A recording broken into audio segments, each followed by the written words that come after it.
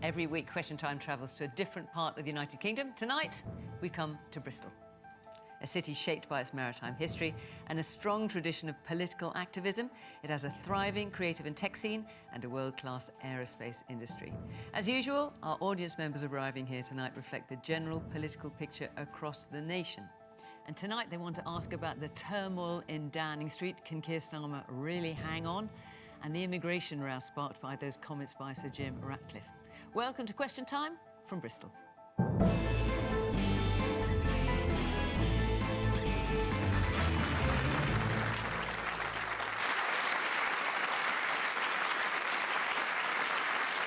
the panel from the Government, the Defence Minister Luke Pollard. He entered Parliament in 2017 representing Plymouth. It's his job to prepare British forces for what he calls a new era of threat. From the Conservatives, Ben Spencer is a shadow science minister. Before politics, he worked as a doctor for 10 years, specialising in mental health. Nadine Dorries was once a Conservative minister, serving as Boris Johnson's culture secretary. She now backs reform after proclaiming that the Tory party is dead. And Ellie Chowns is the Green MP for North Herefordshire, who says Keir Starmer has lost the trust of the country and needs to go.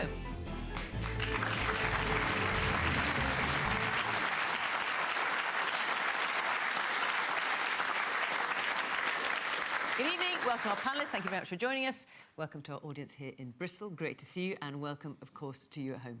Let's get started with our first question, which is from Carl Wilcock. Yep. Hi. Is the Keir Starmer now a lame duck Prime Minister? That's coming your way, Luke. No, I don't think he is. I think what I wanted to see from a politician, from a leader, especially after so many years of chaos, is someone that can try things, make mistakes, but admit they've made mistakes, apologise for it, learn those lessons and do better. And I don't think any of us want to return to the melodrama, the political chaos that we saw over the last decade. What have we just seen over the last week? I want to see the Prime Minister. I want to see the Prime Minister focus on the issues that matter. That means, yes, restoring trust. It also means learning where mistakes have been made. And he's been very honest this week, which is what I want to see from a political leader. I want to see someone that, if they make a mistake, admits it, learns the lessons, and then does better. And that's precisely what I've heard him say this week to parliamentary colleagues. What I know the public want us to do, focus on getting stuff done, changing Britain for the better, delivering the manifesto. Now, we're making progress in that, but I'm an impatient so-and-so as a minister. I want us to make progress faster. And the more time we spend on Westminster ups and downs, who's doing up and down, I don't think that's where the public want us to be. Focus on the issues that matter. But we've got to learn from this week, because I don't want to see this week repeated again. Frankly, I want us focusing on bringing down NHS waiting lists further, growing the economy, getting our public services in a better shape. Okay, and well, that's what we're making progress on. You say you don't want it to be repeated. You've got a transport union, the TSSA, affiliated to Labour tonight, just tonight, saying Starmer's got to go and be replaced by Angela Rayner. So this is just going on and on. Well, I don't agree with them. I respect that in a democracy people can have different views, and it's OK to have different views as long as you debate maturely and don't be muppets to each other. And I think it's right that in a big organisation like the Labour Party, a big family where people do have different views, and many of those views are passionately held, that we have a debate, we have options on the table that we can discuss and debate properly. But this week has not been a great week for Labour, I don't think. But I want to see us learn from the mistakes that have been made, as the Prime Minister set out, and do better and focus on the things that actually matter, bringing down waiting lists, growing the economy, tackling misogyny in our communities. These are the things that I think people want their government focused on. Is Keir Starmer now a lame duck Prime Minister, Ben? Well, I'd call him a zombie Prime Minister, because he seems to be wandering around aimlessly at the moment, sort of neither really dead or alive. And my question is, will he still be here, Luke, 28 days later? Oh, that's a very good film reference. Well done, Ben. Yes, I think he will be still here, yes. OK. I had no idea you were going to start doing film references. Right, man at the very back, in the black T-shirt, yeah. I just wanted to say that you used the term mistake, but I think appointing someone who had connections with a known paedophile to be ambassador to US is not a mistake, that's a disgrace.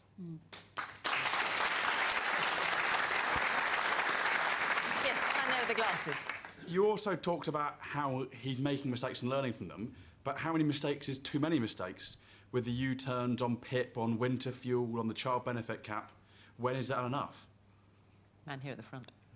I appreciate people make mistakes because that's how we learn in life. But what I don't appreciate is somebody who shows constant poor judgment in his tenure so far. And that's appalling. Ellie. Yes, Carl, I completely agree with you. Keir Starmer is absolutely a lame duck. He's teetering on the edge of the precipice. You know, Labour MPs this week decided to pull back, not quite kind of push him over the edge, but it's only a matter of time, perhaps after the Gorton and Denton by-election, perhaps after the local elections, you know, Labour are going to have really bad results.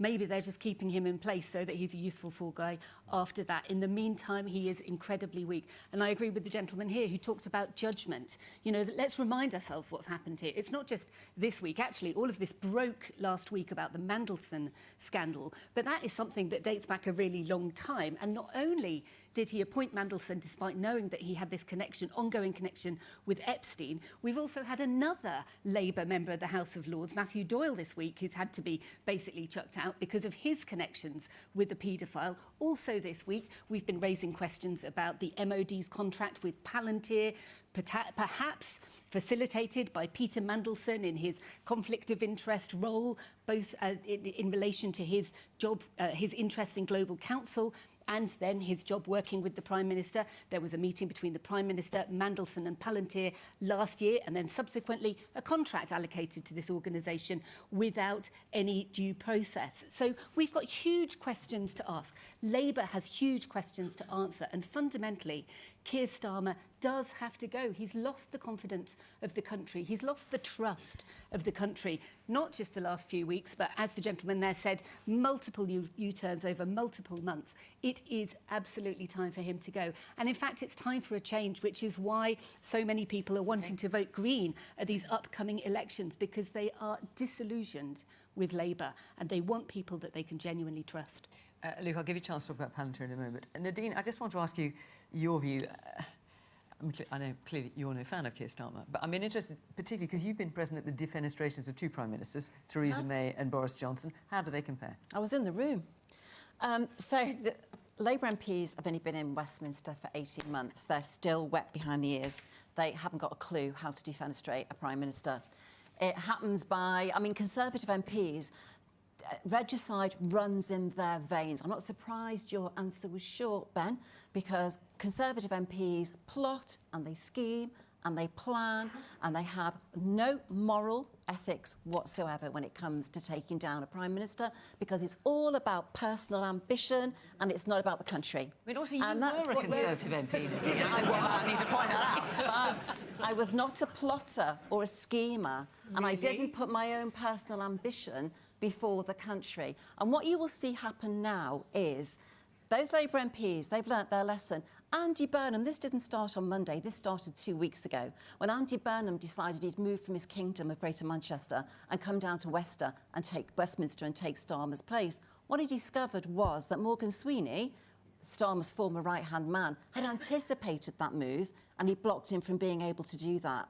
Keir Starmer has the weight of the number 10 machine behind him, and it is formidable. And a Prime Minister can hold on with that machine behind him for some time.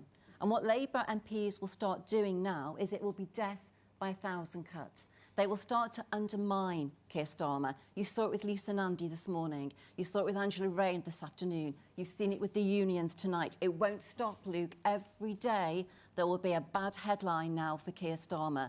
And it will probably come, that is right, after the Manchester and Gorton by-election, or it will come after the May local elections. But what they will do now, those Labour MPs, the Angela Rayner camp, the left want to be in power, the West Streeting camp, New Labour, what's left of New Labour, they want to be in power. You will see them, both camps, now constantly undermine Keir Starmer. Watch the press every day. Somebody will make, and I was not surprised to hear Lisa Nandy making those comments. So this what morning. comments are you referring to exactly? What she made the comments that number 10 was dripping with misogyny, that Keir Starmer, I think, needed to get a grip or something. There was something she made. But she didn't call for him to go. No, she didn't. No, she stopped short of that.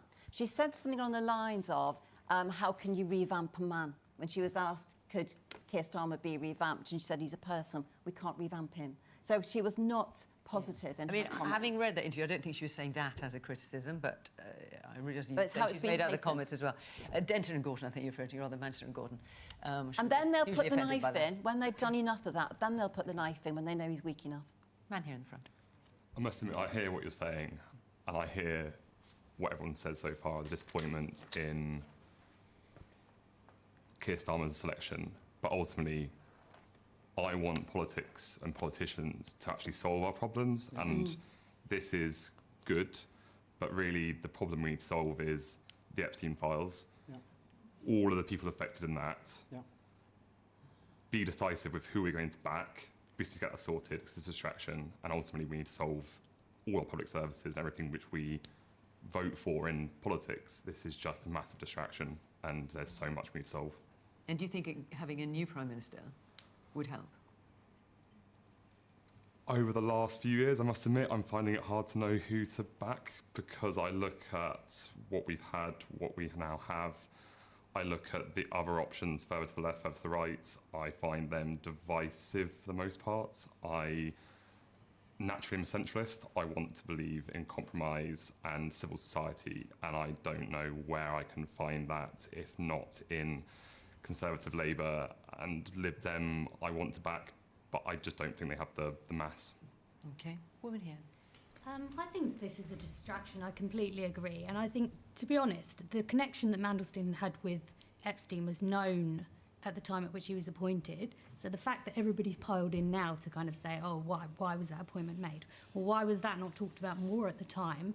This, to me, seems like more of a reflection that Labour aren't happy that they're doing well in the polls. So now let's get a new leader, which is not what we need. We need stability. So you'd like Keir Starmer to stay? Yeah.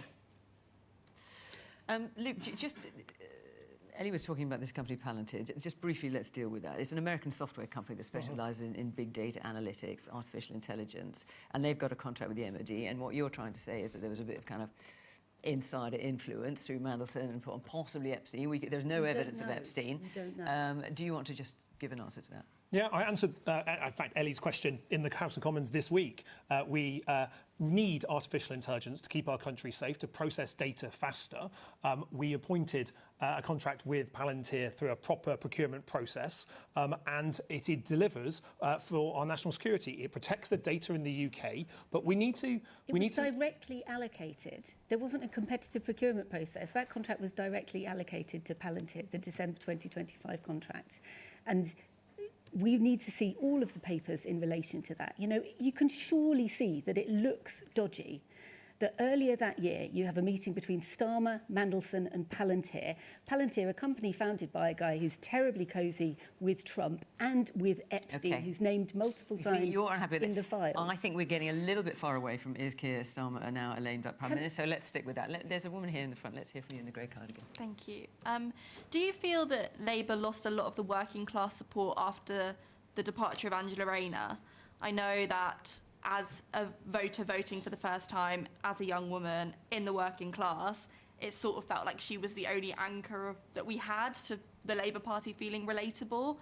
After her departure, I can't find anything within the Labour Party to vote for in the next election. And did you vote for them in the last election, can I ask? I did. All right. So you're feeling disenchanted? Yes. Okay. Man at the very back in a sweater. Can't quite see what colour. I'm just wondering, like, what is it about our politics that makes the people involved lose their moral compass? I mean, Keir Starmer was sold to all of us as, if anything, you might not agree with him, but he's a good man. He's appointed the associate of a known paedophile to be the ambassador to the US. Equally, like Nadine said, your Andy Burnham, who markets himself as the king of the North, was willing to abandon all of them just to get a chance to climb up the greasy pole and get into number 10. So I don't really understand why the people that we elect can't have our best interests at heart, not their own. And went out Monday afternoon back in Keir Starmer.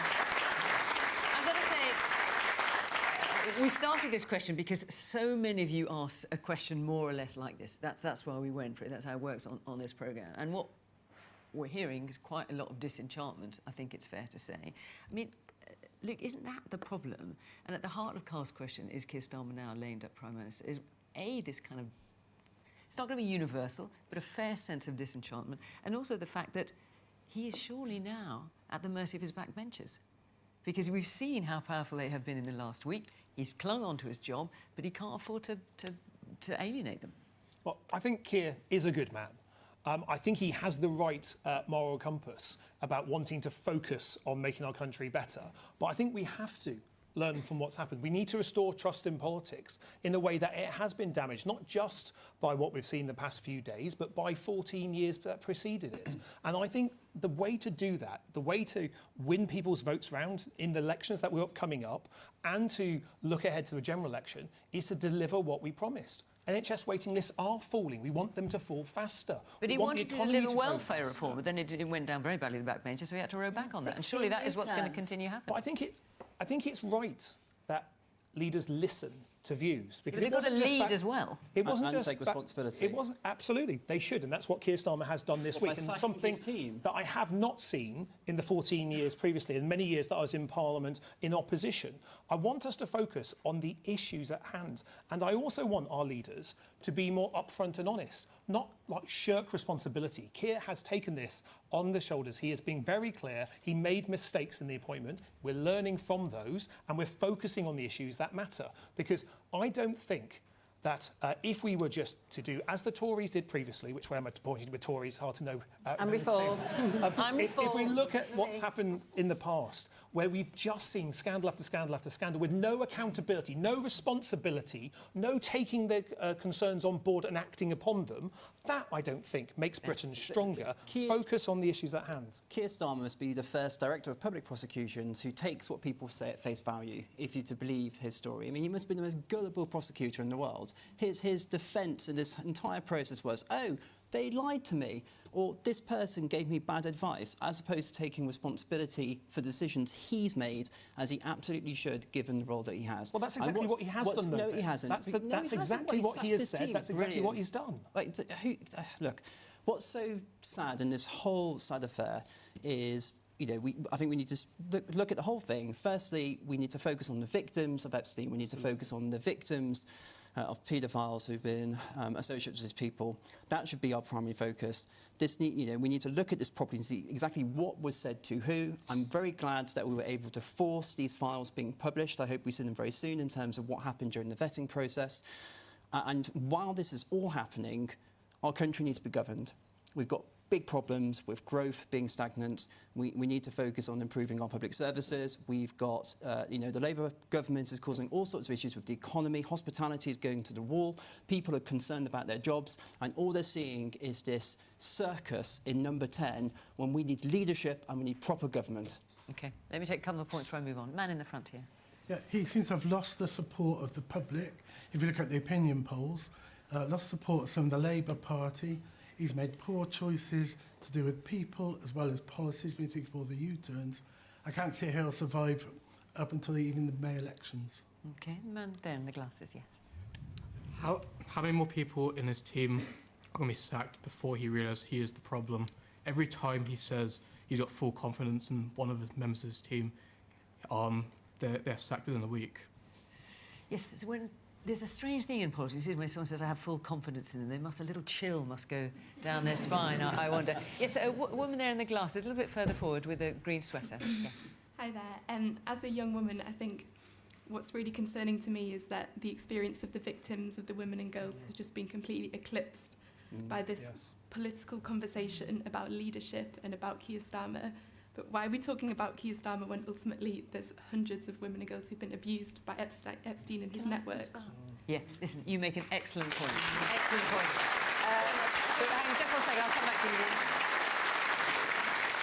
And the reason we're talking about it is because so many of you asked about it. But I absolutely hear what you say. Nadine, very quickly. So one of the points that Lisa and Andy made this morning, again, was that there was a culture within Number 10 that was dripping with misogyny. And we know, when you have that misogynistic culture with an organisation as powerful as Number 10, women are sidelined and those women's voices were not going to be heard. But not only that, there are men within that misogynistic environment who enjoy privilege and preference, and that's how Peter Mandelson got his job, and despite the fact that Keir Starmer knew of his associations with Epstein, and that's why it was so wrong. And I don't, this your spin doctors and people who say, you, Luke, Keir Starmer's a good man, he's got integrity. He has none of those things. Because if he had integrity and he was a good man, he wouldn't run such a deeply misogynistic culture in Number 10. We would be hearing from the voices of the victims, and he wouldn't be giving his mates jobs, his mates with privilege jobs, in such important jobs and positions where those women just haven't been heard and have been ignored. All right, listen, in terms of the comments about Lisa Nandy, I'm sure if she was here on the panel, she would leap to the government's defence. That I do not doubt. But anyway, she's not here. I'm just going to move on, and then I will bring you. I'm just going to move on, take another question, or I won't manage to fit them all in. Oh, but before I do, I want to tell you where we are next week, which is Ringwood. And then after that, we're off to Birmingham. So if you live in or close to either area, Ringwood or Birmingham, and you would like to be part of the audience and put your questions to our panel, apply to the website. All the instructions are there, and hopefully we will see you at one of those programmes. OK, Minesh, is it Vachani? Is that how I pronounce your name? Vachani. Great. Yep. Minesh, off you go. Has the UK been colonised by immigrants? And a sort of sigh and sort of bit of... How can I describe it? A kind of moan went through the audience there. OK, I'm sure you all know what we're talking about. I'm sure you know at home as well, but just in case. So Jim Ratcliffe, co-owner of Man United, Man U, and the founder of INEOS Petrochemicals Group. He's one of the world's, UK's richest men. Anyway, he said in an interview, you can't have an economy with 9 million people on benefits and huge levels of immigrants coming in. I mean, the UK has been colonised. It's costing too much money. The UK has been colonised by immigrants. Now, he has said today that he's sorry if his choice of language has offended some people. But I think he's trying to stand by the point he wants to make about controlled immigration. Ben. So the first thing I'd say is I think that's very distasteful language. And I can totally understand why people are concerned by what he said. He's a private individual, and I also believe in freedom of speech, and within certain limits, of course, in terms of the usual limits of freedom of speech. Even though I disagree with something, I'll stand up for his right to say that in a democratic society. The frustrating thing for me is that this language doesn't help the serious and very sensible debate and discussions that we need to have when we're talking about, on the one hand, illegal migration, which we absolutely need to stop, full stop, and how we approach legal migration. These two are very different things, and often people try and mix the two together in terms of confusing. We need to have a sensible discussion on how we approach legal migration, the pros and the cons, a focus on citizenship, a focus on integration and where integration hasn't worked, and also recognition that we have many people in our society who have come to our country, and we've welcomed them in to do various different jobs over many years and many centuries. Legal migration has been too high. There are issues within our economy that we need to go about fixing. Particularly, we've needed to put on legal migration in terms of particular industries have been dependent on legal migration. That you can't really run a country like that. You know, we've had our health and care industry has been very dependent on legal migration, seasonal agricultural workers. We need to go around changing how we approach training and education in our workforce so that these industries don't need to rely, as they have been, on legal migration. This is a discussion that we need to have in terms of how we go about approaching it. And comments like this just don't help. And if comments like that don't help, what about comments by your fellow Conservative MP, Katie Lamb, who said there are a large number of people in this country who came legally but should not have been able to do so. They will need to go home in order to have a culturally coherent country. Do you agree with her comments? I think there is a concern in that we do have a certain small group of people who haven't been able to integrate or haven't integrated into UK society. She's not saying a small group, she's saying there's a large number of people in this country who came here legally but should go, but should leave. I think it's important that people who are here, as part of our country and part of our community, their first priority and their first principle is to our country, to the communities that they live in, and that should be their focus. What I've seen over the past couple of years, and in particular some of the awful stuff I've seen as part of some of the Gaza protests, is that there are people who live here who don't sign up to British values, don't believe in our country and our mission. I do think it's a small minority, and we need to go about trying to fix that. So she was wrong, was she, to talk about a larger number of people?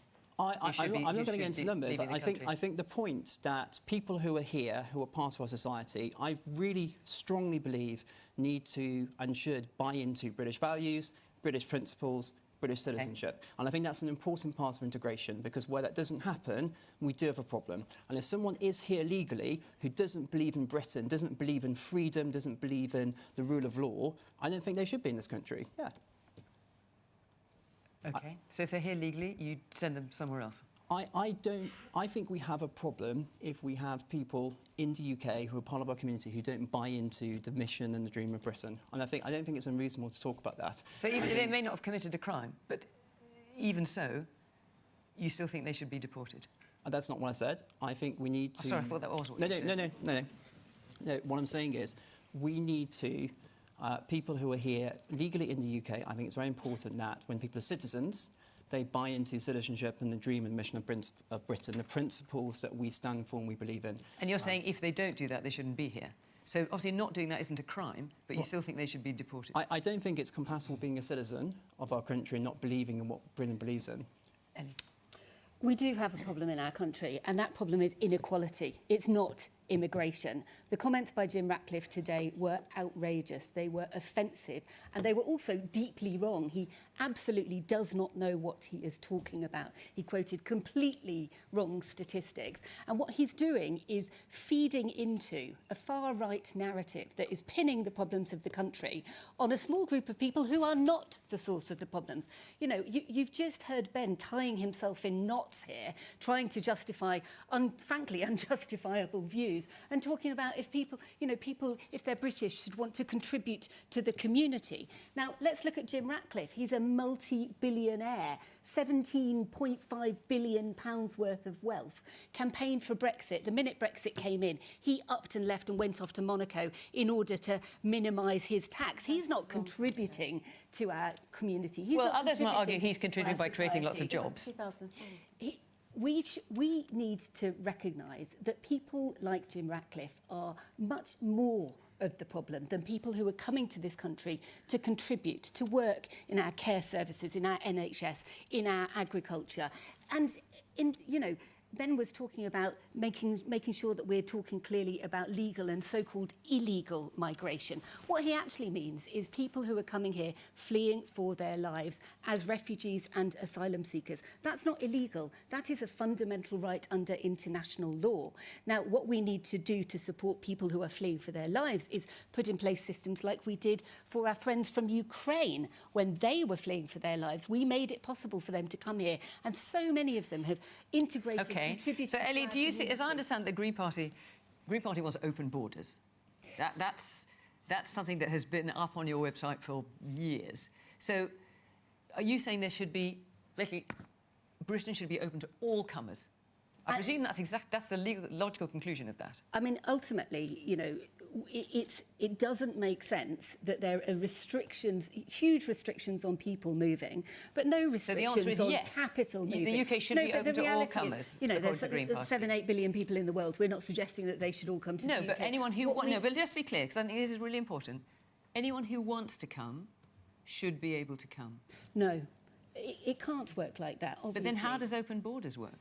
The Green Party would like to see a world where we're not placing huge restrictions on people. We're not placing any restrictions if you have open borders. We'd like to see a much more equal world in which you don't have the huge global inequalities that drive some practically what does that... Because this is something, because when we've had people from the Green Party on before, and Zach, and I can never quite understand exactly what you mean. How many... Do you think anyone should be able to come? And if it's not anybody, then how are you limiting it? Okay, on what basis? Let me be really clear about this. So, in relation to people who are coming here as economic migrants to work in the care sector, in the NHS, that needs to be driven by the jobs that are available, the opportunities that are available. In relation to people who are fleeing for their lives, seeking asylum, we take far less than our fair share of the global number of people who are fleeing. In fact, there are tens of millions of people who are fleeing their home countries. And so if they want to come to the UK, they should be able to come. Actually, my argument is that we should... Should they? No, but let me make this point. I just want you to answer the question. What we have is a government that's cut the aid budget. OK, but let's talk about that government. Let's talk about the Green Party policy. So people who are fleeing, just to be clear, because I'm going to move on, I just really want to understand, because it's important, and the Green Party is getting a lot of support. People who are fleeing persecution, and you said there are millions of them, if they want to come to the UK, they should be able to come? I think we should take our fair share globally, and we should also support people So how many is that? to find safety as close as possible to their home countries, because that's the best option for them to be able to rebuild their lives. Now, with slashing of the aid budget, we're reducing that, we're making the world more insecure, and by not enabling people to come here in safe ways, managed ways, we're driving people into the hands of criminal gangs and people smugglers. The system is not working, and there are really sensible things that we can do to make it, to create safe, legal, managed routes on the one hand, and to support people fleeing violence to stay closer to their home countries and rebuild their lives in safety. Okay. A man there in the black sweater. Yes, as the previous speaker said, apart from the offensive language that Sir Jim Ratcliffe used, he did get his facts completely wrong. And you'd think the leader of a big organisation like that would understand statistics, but he said specifically that the population of the UK had increased by 12 million over the last 5 years. And in fact, it's increased by 2 million. So how can you take somebody like that seriously? Okay. Man at the back with the glasses, yes, and the black sweater on the edge there. Yeah, I'm a Manchester United supporter. Oh, right. What do you make of it then? Well, 75% of the team are non-British. Yeah. And I just think what he said was an absolute disgrace. Yeah.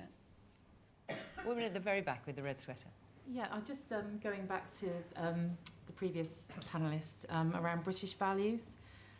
I would challenge anyone on the panel to spend 3 or 4 days in any NHS hospital, and the vast majority of people coming into your room caring for you are not British in the sense that you are discussing.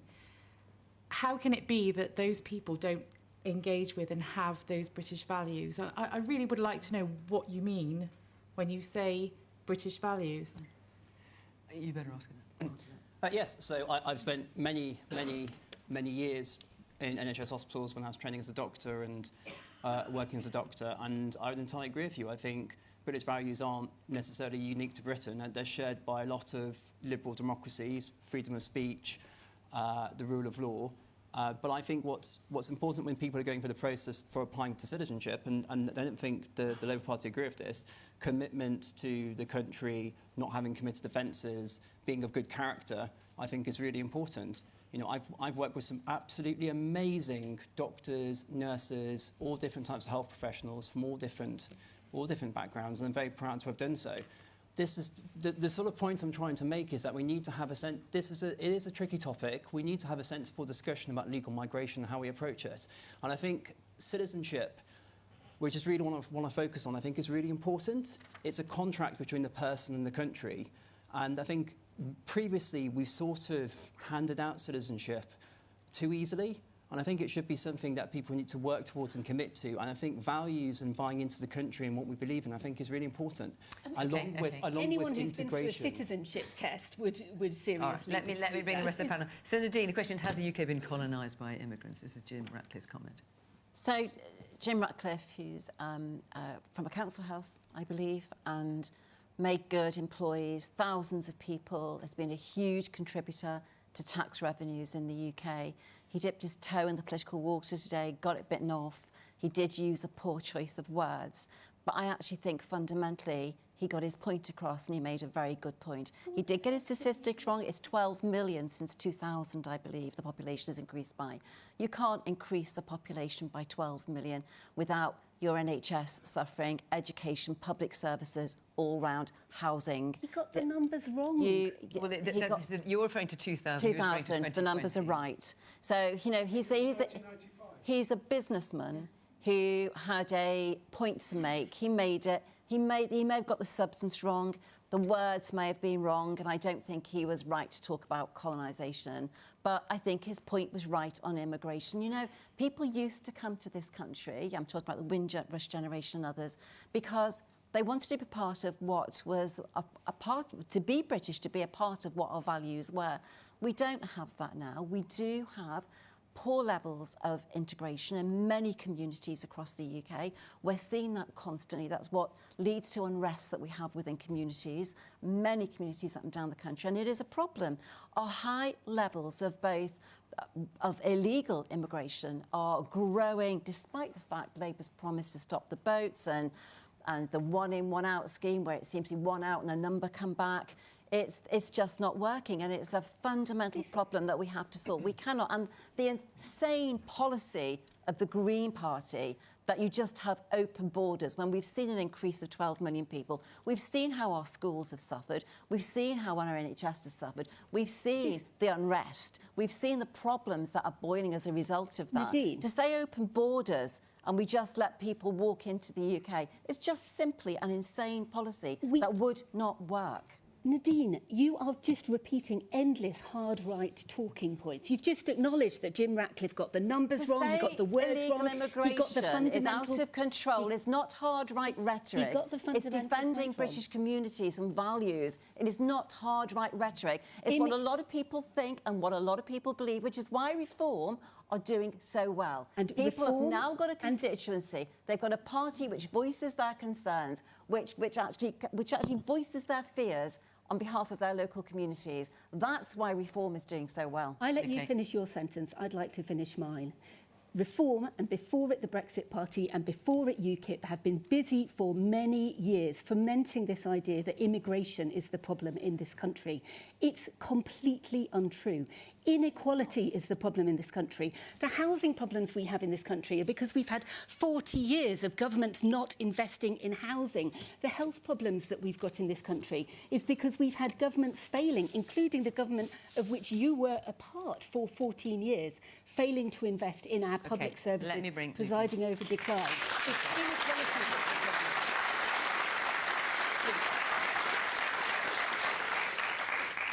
Jim Ratcliffe's comments were clearly wrong, both in a factual sense, and it contributes to the division that we're seeing. What really worries me about this debate that's just played out in front of us here is there are people legitimately concerned about the levels of immigration. There are people legitimately concerned about integration. Britain is a welcoming and tolerant country. They're the British values that I'm most proud of. And what really worries me about this debate is it creates space for division. It seeks to turn neighbours against neighbours. Now, Bristol is a brilliantly successful multicultural city. It is exactly what the far-right narrative want to see and put back in a box. They don't want that. And what really worries me here is that you're seeing this creeping division that appears, not just from the space that says, are we being colonised? That creates a debate about, are we being colonised, of which some people will seize the language and attack other people because of it. But it allows that space, just as it did last time we had a by-election, and the Reform MP won by a handful of votes, who goes on TV to say she's mad at seeing black and brown faces on TV.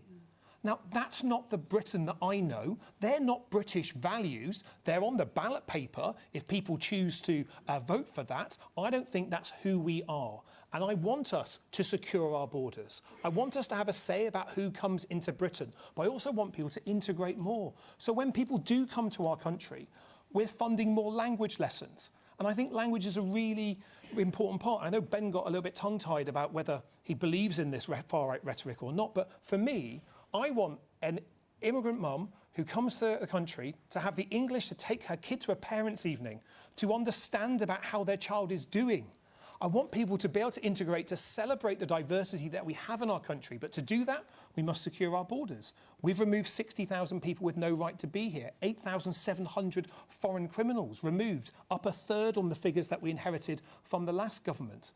But if we have a debate that allows this division to take root, we see our neighbours turn against one another. That is the absolute opposite of why I'm proud to be British, and I think it's the exact opposite of British values. OK. Very briefly, Ellie, because I've got to move on and let other people speak. The problem is, Luke, you and your party are trying to ride two horses on this. On the one hand, you've got the island of strangers rhetoric. On the other hand, you're trying to say that you celebrate British inclusivity. Which is it? You need to be clear as the Labour Party, standing up for the rights of everybody and rejecting the cruel rhetoric that you and your party have used. No open borders, and policies secure borders, no division. There we go. That's a summary of our immigration policy. All right, let me take... Ellie, you mentioned housing, and actually there's a question about that, so let's hear it from Joe. Joe Dolby. Bristol house prices have exploded. What chance have young people got? So this sounds like a cri de coeur from you, Joe. Are you in this position yourself? Yeah, kind of. So I love this city. I've grown here. I've grown up here my entire life. All my friends and family are here. I would love to stay here for life as well.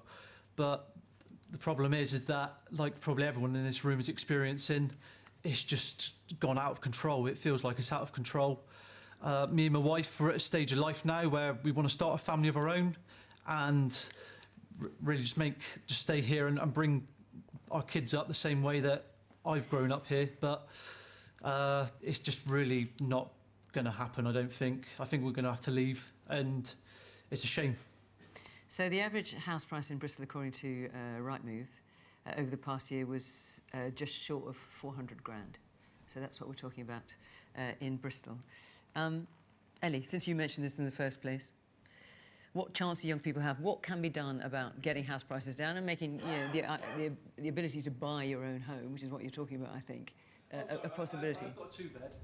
You got a two-bed. So you just want to make... Oh, it's not too bad then, Jen. Come on. I've got a small two-bed, but we want to... You want to expand? We want to start a family of our own. We want to sort of really kick on with life, but it just feels like it's not going to happen here. You're being priced out of the market. Yeah, we're going to have to leave. Ellie? Yeah. House prices are through the roof, especially in places like Bristol, and it's an incredibly unequal situation and particularly problematic for young people, and absolutely the system is broken. We've also got a problem of rents being sky high as well, and that then means that people can't save up to get on the housing ladder. People are completely stuck, especially the younger generation. So there's several things that we need to do. We need to build far more social housing. We need to build housing that people can rent at affordable levels, and then they'll be able to save up and potentially get on the housing ladder later on. It'll also... So why did Green Party councillors object to development of 200 homes in Bristol? I don't know the details of that specific thing. I mean, you want more homes, but I mean, that was two developments of over 200 homes each within the city. Green Party councillors objected. So the Green Party's policy is the right home in the right place at the right price. We all know that developers are busy land banking, they're busy putting forward developments that might be kind of 4- and 5-bedroom houses with no affordable housing whatsoever. I don't know the details of that specific one. I do know that developers in my area are wanting to build on floodplains during a time when we're seeing increasingly frequent and severe floods. You know, the point of the planning process is that we do sometimes say no to developers because perhaps what they're proposing isn't a great idea, and we might force them to go away and come back with a better proposal. But the Green Party's not against house building. Heavens, we want more housing, but we also recognise that there's a really unequal distribution of housing. You know, there are people with 2 or more houses and then people who've got no access to housing at all. So we'd like to see rent controls, we'd like to see a cooling down of the housing market so that it's more affordable for everybody to get on the housing ladder and so that everyone's got a fair chance. All right, Ben, big intake of breath by you at the mention of rent controls. I think there's no better way of destroying a city than to introduce rent controls. Look, I mean... So, why is that? Well, because it just creates all the market distortions, and so it's virtually impossible to get properties. Look, there are many cities that have really successive systems of rent controls. All right, well, let's let Ben answer. So in terms of Joe's situation, so you're an owner-occupier at the moment, I think, yeah. So I presume you paid stamp duty when you bought your first property, or to a certain extent. One of our big flagship policies is to scrap stamp duty. Stamp duty is an awful tax. It gums up the house system in terms of people trying to downsize. So people who are elderly who had the kids already moved out, when they want to downsize, paying stamp duty is a barrier to doing that. If we scrap stamp duty, we help first-time, second-time, third-time buyers. We help the market move and be more flexible. The other thing we also need, the other part is it's not just about house prices, it's also about how much income people have. And key, particularly for younger people, is we have a growing and vibrant economy. And unfortunately, the policies that the Labour government's taking forward are doing exactly the opposite. They are making it very difficult for younger people, especially in an age where it's even more challenging with the advent of AI, challenges in terms of the graduate job recruitment. We need to make sure our younger people and younger families have hope for the future. And part of delivering that is a strong forward-facing economic policy and scrapping stamp duty. All right. Man there in the black sweater and the tie. Yeah, so at the moment, I don't think there's any incentives for young people to stay in England or Britain. Rent prices are extortionate here. I mean, I pay £700 a month plus bills while at uni. It's impossible to get onto the housing ladder because it's just too expensive. It's hard to break into industries. There's 700,000 graduates currently unemployed, and now we've got the student threshold freeze as well. What incentives are there for young people to stay here? Because I know none of my friends want to stay here. We all think we're just going to Australia or somewhere, just somewhere different. Well, stay. Right. Stay. Okay. Stay. Well, It's only going to take a few years before we get rid of this government. A woman in the orange sweater at the back there, with the scarf. Hello, yeah, I exactly agree with this young man, but the caveat with living in this city is because it is such a great city, and I love it too. I have nephews, nieces that have had to, you know, get shared ownership, properties to be able to get on the property ladder. Two professionals, you know, one in IT, a teacher, they struggle, they've chosen to have children, but property prices are extortionate in here, and rental prices for our students, for a great city that's got two great universities, they just charge them extortionate prices for one household. For £500 for a room, at least, you know, a month. It's probably £1,000 a month now. I'm going back a bit, and I have members of my family as well that have chosen to. They've got their education here, and within the NHS as nurses and doctors that have chosen to go abroad because they can't afford to live here. They still paying their student loan, by the way. I just want you to know that. But they go abroad because they get a better work and life balance, and they can afford to buy things and afford to rent things and live well. Alrighty, man here in the check shirt. A property market is very simple: supply and demand. When you have a net immigration in UK of 1 million people, and 200 units are built every year, it's impossible. So price will go up. Nadine. That's exactly my point. It's supply and demand. When you've got uncontrolled immigration, when you've got councils who are prioritising people who are moving new into the area over people who are from the area, the indigenous population, you're creating the beginning of the problem. And, you know, it's actually down to... It's also when governments don't build houses, and the Conservative record on house building was not good, I think we were 80,000 short of our target. The problem is setting targets, actually, because nobody reaches them. This government has set a target of 1.5 million houses. I don't know how many are being built yet, but you'll reach nowhere near that by the time you leave power. Good luck with that. But it is about getting a grip of the country. It's about getting a grip of immigration. It's about getting a grip of the economy. I know I've mentioned a lot of Labour MPs tonight, but it was West Streeting who said in an email to Peter Mandelson, there's no plan for growth, and that's part of the problem. There isn't the growth. Well, you're disagreeing with him. He's your health secretary. Yeah, I think he was actually right.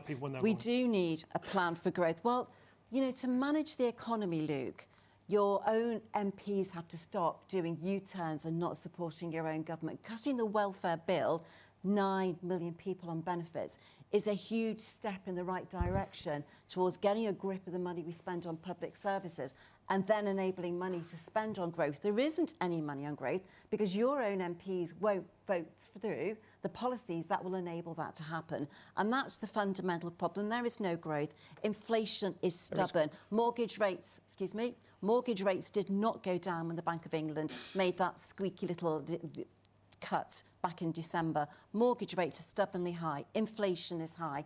Everybody is feeling the pinch. I don't know anybody who isn't suffering at the moment financially. Energy costs are sky high because the insane policies that we have of levies, green levies. Energy costs are sky high because of Putin's invasion of Ukraine. Everybody is suffering.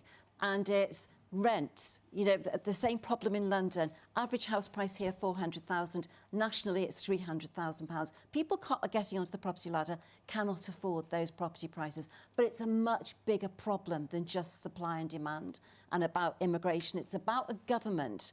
And, you know, we've had 3 years of governments with MPs infighting, trying to change leaders, not introducing policies, MPs not putting forward legislation. I think the one thing we've learned, because of these very deep problems that we have as a society at the moment, is the two main political parties cannot lead the country. That's why I went to Reform. It's time for a party that is going to be absolutely radical and bring forward change that's going to change All right, let me bring Luke in, because you talked a lot about the faults of the government. Luke, do you want to respond? I don't think you can have a new party when you're just a retirement home for failed Tories. Yes. That's not a new party, Nadine. It's not. The question that Joe asked... You can't make that accusation without me coming back. How many failed Tories do you have in your party? Reform is How a many? party of hundreds of thousands. That's the difference between us and you. We're a proper grassroots party of hundreds Full of ex-Tory thousands MPs. of people. Let me answer Joe's question. Let me answer Joe's question. Got someone answer Joe's question.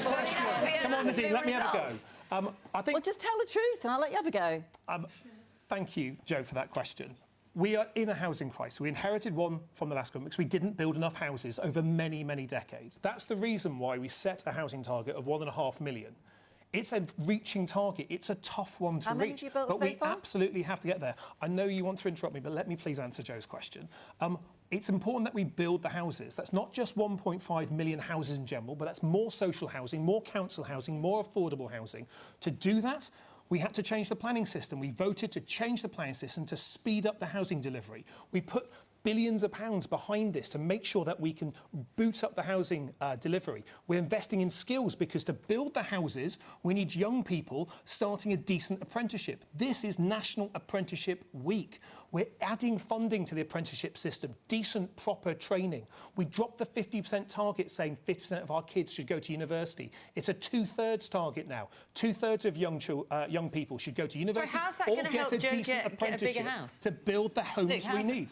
It's precisely because we need people to be able to have the skills to build the housing that we need, because more housing provides more opportunities for people to get on the housing ladder.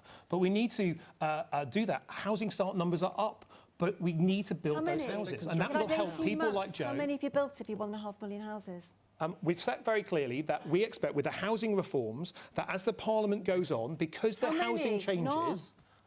You think we've not built a single house in 18 months? Nadine, you're living in a weird world if you think that's true. Houses that were not pre-agreed. Luke, OK. Nadine, all right. Luke, why don't you ask this? Which a number of people have made this point. Nadine made this point as well, talking about growth and a lack of growth. As has indeed the Health Secretary Wes Streeting. As you know, he said in a tweet, no growth strategy at all. Yeah. Do you agree with him? No, he was wrong.